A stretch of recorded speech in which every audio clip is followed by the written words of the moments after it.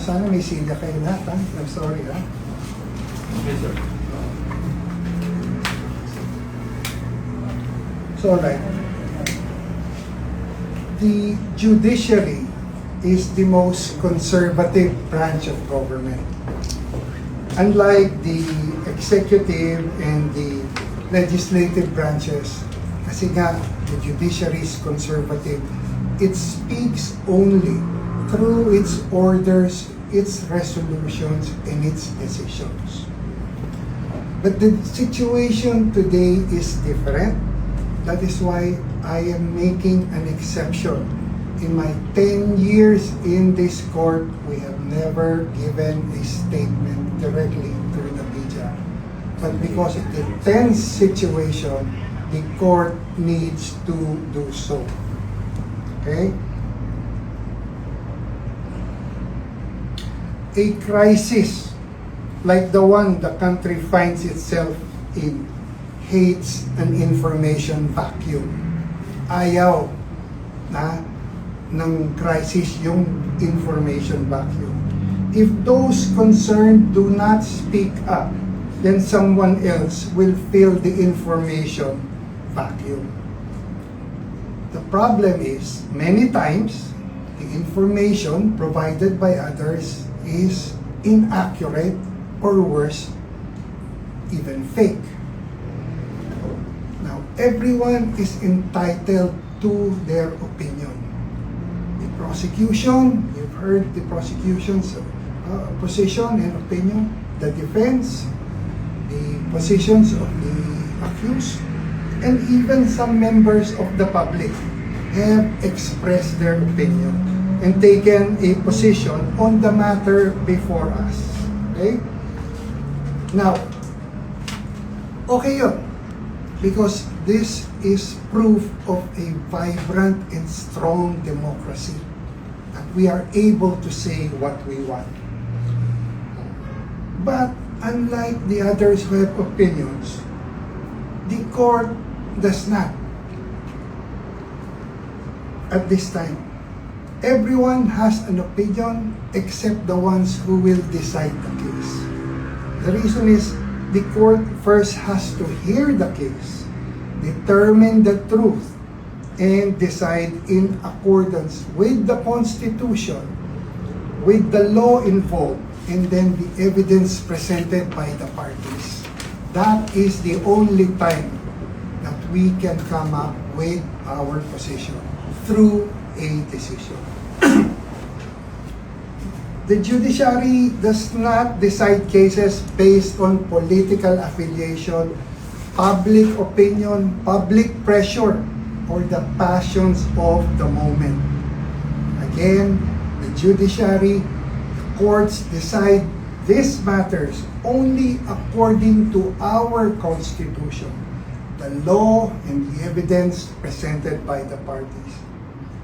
I'd like to stress this. The judiciary's role is to protect the Constitution. It is the nation's constitutional anchor. Tayo, itong judiciary, ang anchor ng Constitution. Its role is to preserve the rule of law. It is the nation's guardian of the rule of law. And its role is to ensure that no person is above the law.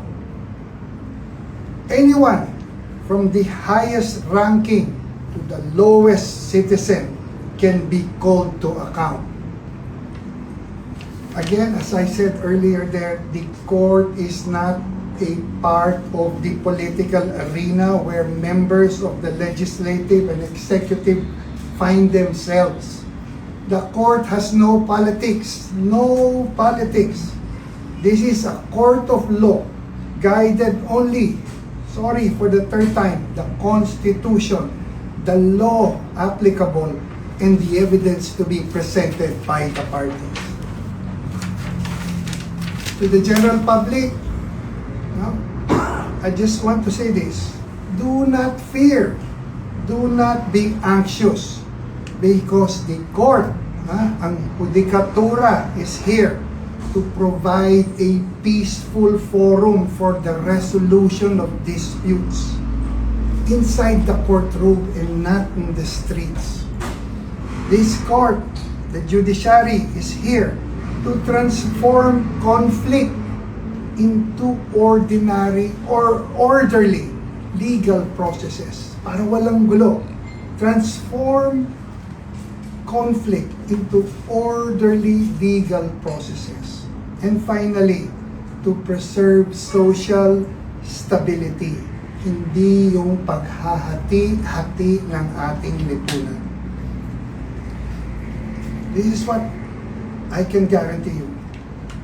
By finding the truth, the court will clear up things. It will resolve matters. Justice will follow, for justice is the truth, and the truth is justice. I urge the public to trust the judiciary to do its duty. Trust the Sandigan Bayan, ang sandigan ng ating bayan. Most importantly, trust the Supreme Court, which is the final arbiter of all legal disputes.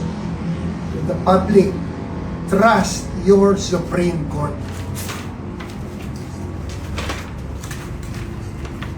We have heard yung mga protests here and outside on the streets. This is what I'd like to say to them. Kasi nililink itong kaso doon sa mga protesta nila. We see you. We hear you. We understand you.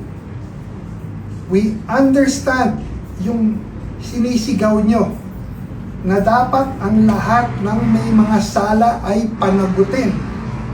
Okay, and this is my pledge to you. No? And this is my guarantee. The court is just waiting. The court is ready. The court is ready and waiting for whatever case the ombudsman will file kahit kanino pa. Okay? The court will do its duty and render justice by acquitting the innocent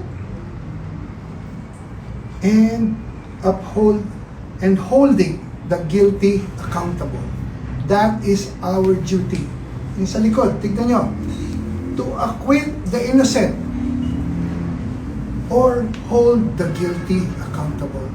That is our job.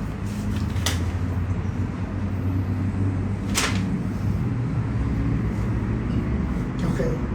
Finally, security concerns. Never mind that. Okay, that's it. The court has issued, and then the other one,